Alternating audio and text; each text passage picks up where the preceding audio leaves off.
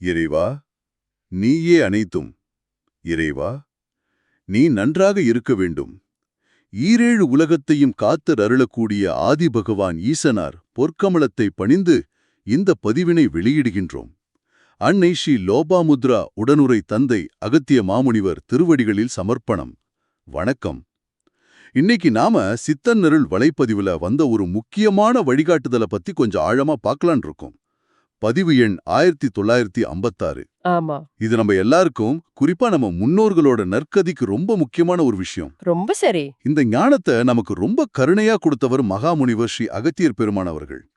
October 5, 2025 Madurai கூட்டு பிரார்த்தனையில சொன்னது இது. ஆமாங்க, பெருமாளோட பெருங்கருணை இது. நம்ம உடம்புல ஒட்டிட்டு இருக்கிற முன்னோர்களோட ஆத்ம அணுத்துகள்களை எப்படி விடுவிக்கிறதுங்கிறதுக்கு ஒரு எளிமையான ஆனா தொடர்ந்து செய்ய வேண்டிய அமாவாசை பரிகாரத்தை பத்தியும் அதுக்கு பின்னால இருக்கிற தத்துவங்களை பத்தியும் பெருமான் அவர்கள் விளக்கியிருக்காங்க. ஆமா, இத பத்தி தான் நம்ம இன்னைக்கு விரிவா பேச போறோம். இது சாதாரண விஷயம் இல்ல. குருநாதர் நமக்காக கொடுத்த ஒரு பெரிய பொக்கிஷம். நிச்சயமா. கலியுகத்துல நம்ம சந்திக்கிற நிறைய தடைகளுக்கு ஒரு காரணமா இந்த முன்னோர்களோட அணுத்துகள்கள் கூட இருக்கலாம் இல்லையா? ஆமா, நம்ம கர்ம வினைகளோட இதுவும் ஒரு பங்கு வகிக்குதுன்னு பெருமான் அவர்கள் சொல்றாங்க. அத சரி பண்றதுக்கு தான் இந்த வழிகாட்டுதல். அப்போ இந்த புது வழிகாட்டுதலை புரிஞ்சுக்கிறதுக்கு பெருமான் அவர்கள் ஏற்கனவே இது சம்பந்தமா சொன்ன சில விஷயங்களை கொஞ்சம் ஞாபகப்படுத்திக்கிட்டா நல்லா இருக்கும்னு நினைக்கிறேன். ஆமா, அது ரொம்ப உதவியா இருக்கும்.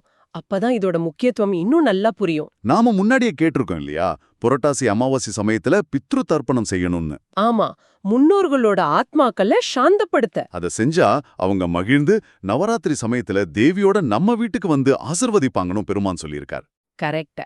அது மட்டும் இல்லாம நம்ம மேல இருக்க பாசத்தினால அவங்க இங்கேயே தங்கிடாம இருக்க தீபாவளி சமயத்துல பட்டாசு சத்தம் கேட்டு அவங்கள வழி அனுப்பணும்னு ஒரு குறிப்பு இருந்துச்சு. ஆமா, அதுவும் நினைவிருக்கு. அப்புறம் ஐப்பசி துலா ஸ்நானம், அதோட முக்கியத்துவத்தையும் பெருமான் சொல்லியிருக்கார். ஓ, அது ரொம்ப முக்கியம்.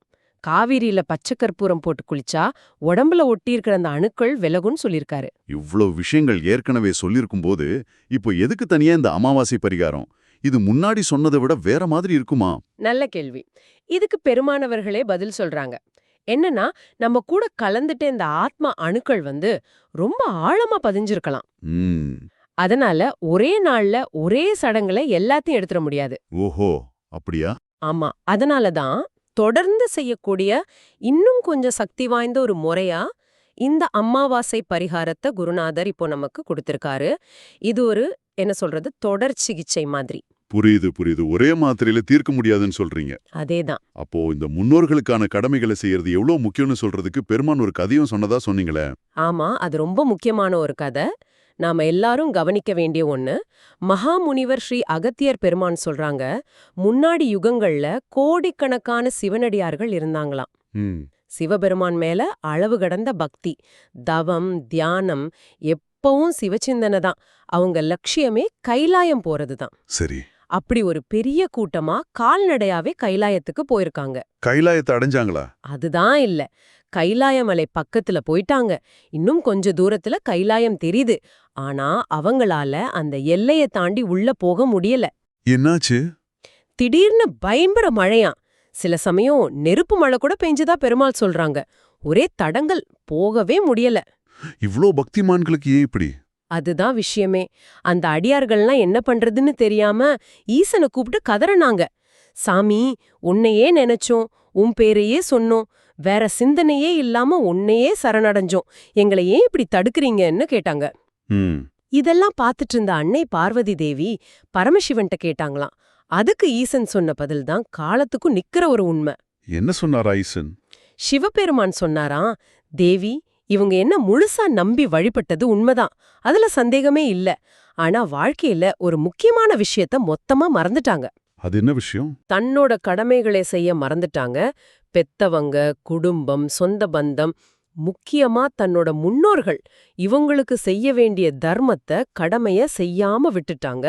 சாமிய மட்டும் கும்பிட்டா போதும்னு நினைச்சிட்டாங்க. அடடா.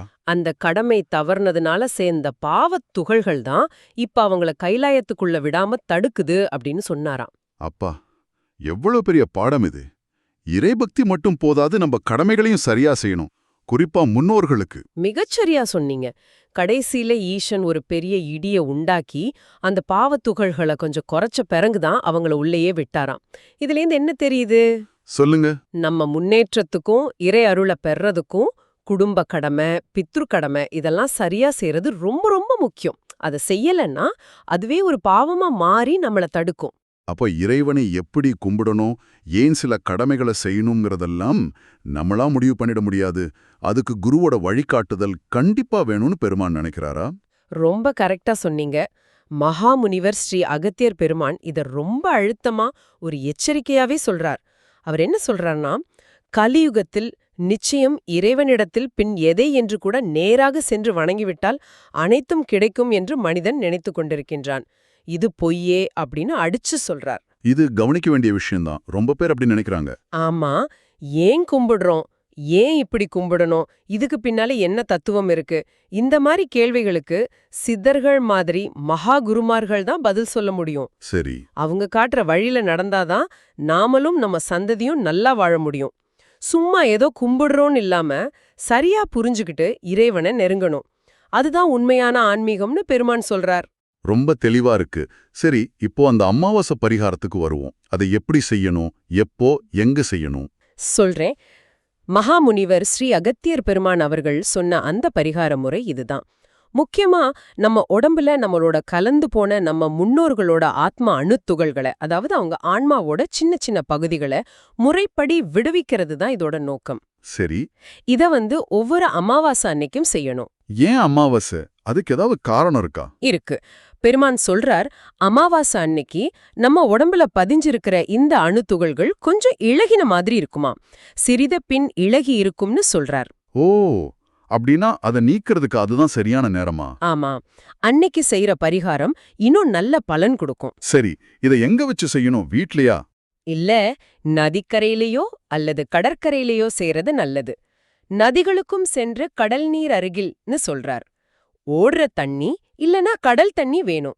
அதுக்குன்னு தனியா சக்தி இருக்கா? ஆமா, நீர்நிலைகளுக்கு இயற்கையாவே தூய்மைப்படுத்துற சக்தி அதிகம். இதுக்கு என்னென்ன பொருட்கள் வேணும்? சில குறிப்பிட்ட பொருட்கள் வேணும்னு பெருமான் சொல்லிருக்கார். ஒன்னு, பலவிதமான வாசனை எண்ணெய்ங்க. பல தூப எண்ணெய்களில்னு சொல்றார். நிறைய வகை இருக்கலாம், ஆனா குறிப்பா சாம்பிராணி தைலத்தை அவர் சொல்றார். சாம்பிராணி தைலம். சரி, அப்புறம்? ரெண்டாவது, பலவிதமான பழங்கள், பல வித்தியாசமான பழங்கள். எலுமிச்சை, ஆப்பிள், ஆரஞ்சு, மாதுளைன்னு எது வேணா இருக்கலாம். அந்த பழத்தை ரெண்டா வெட்டி நடுவுல ஒரு சின்ன குழி மாதிரி பண்ணிக்கணும், அகல் விளக்கு மாதிரி. குழுவிப்போல் கீரின்னு சொல்றார். பழத்துல விளக்கு மாதிரி செய்யணுமா?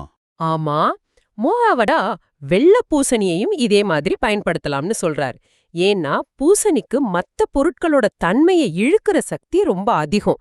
ஈர்க்கும் திறன் பூசணி தண்ணில் கூட உள்ளதுன்னு சொல்றார். ஓஹோ, சரி. நாலாவதா சில குறிப்பிட்ட மூலிகைகளையும் அதுல போடணும்.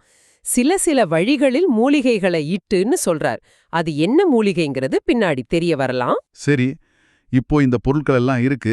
இத வச்சு எப்படி பரிகாரம் செய்யறது? அந்த பழத்திலேயோ இல்ல பூசணிலையோ நாம செஞ்ச அந்த அகல் மாதிரி அமைப்புல நாம எடுத்த வாசனை எண்ணெய, உதாரணத்துக்கு சாம்பிராணி தைலம் ஊத்தணும். அதுல அந்த மூலிகைகளையும் போடணும். அப்புறம் அதுல ஒரு சின்ன தீபம் ஏத்தி அந்த தீபத்தோட இருக்கிற பழத்தையோ இல்ல பூசணி துண்டையோ அப்படியே ஓடுற ஆத்து தண்ணிலையோ இல்ல கடல் அலையிலையோ மெதுவா விட்டுடணும். அப்படியே நிச்சயம் தண்ணில் கூட எவையென்று கூட அனுப்ப வேண்டும்னு சொல்றார். அது அப்படியே தண்ணில விட்டுணுமா? ஆமா, அந்த தீபம் தண்ணீர் நதந்து போகும்போது அது நம்ம கிட்ட இருந்து பிரிய வேண்டிய அந்த அணுத்துகள்களை இழுத்துக்கிட்டு போய் தூய்மைப்படுத்தும்னு ஒரு சூக்ஷ்மம் இருக்கு. இதுக்கு ஏதாவது மந்திரம் சொல்லணுமா? கண்டிப்பா உண்டு.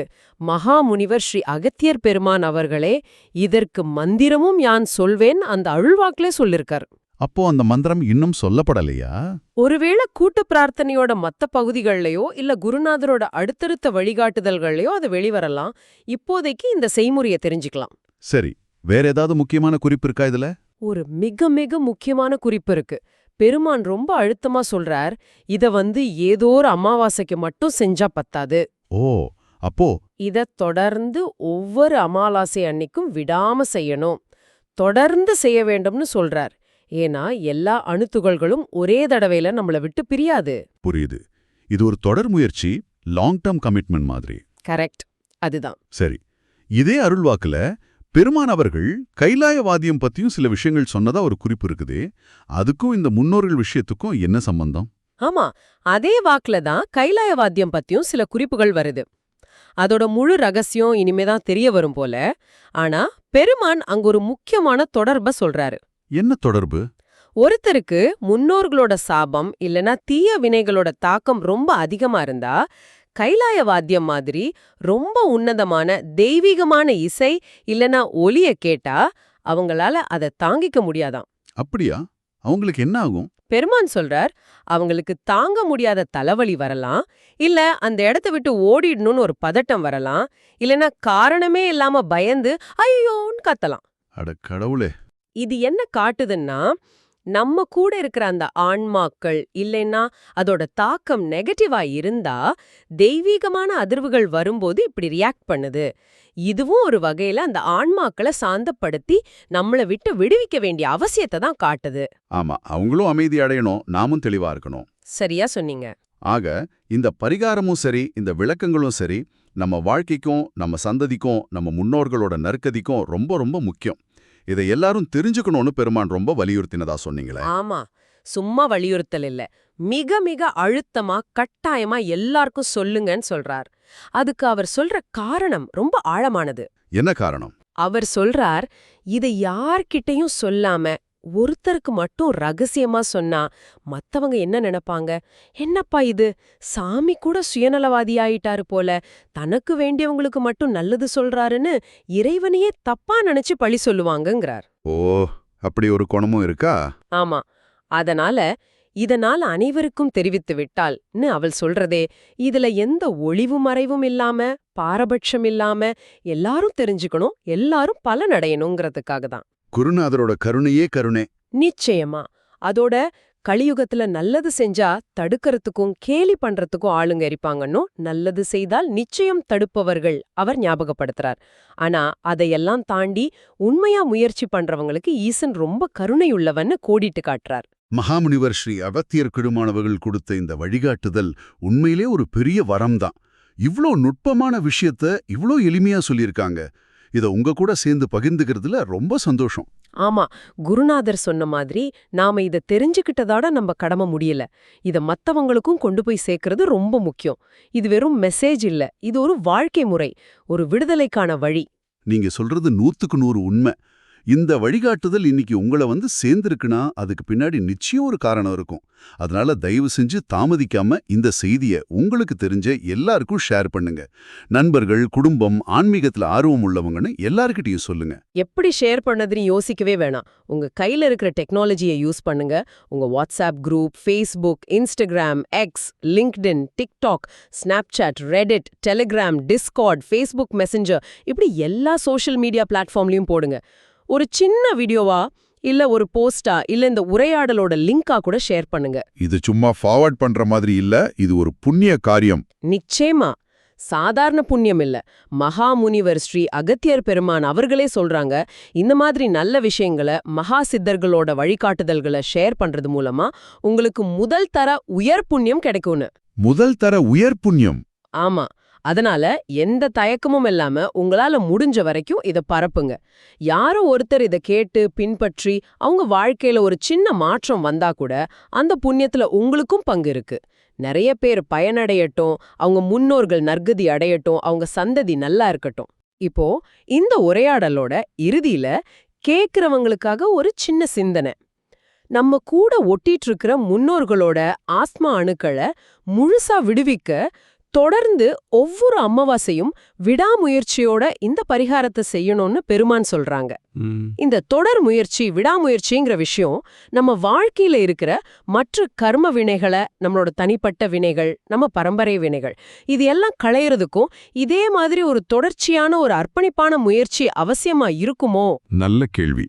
அப்படிப்பட்ட முயற்சிக்கு நாம தயாரா இருக்கோமா? இத கொஞ்சம் சிந்திச்சு பாருங்க. ஓன் அன்னை ஸ்ரீ லோபமுத்ரா உடனுரை தந்தை அகத்திய மாமுனிவர் திருவடிகளில் சுமர்ப்பணம். சர்வம் சிவார்ப்பணம்.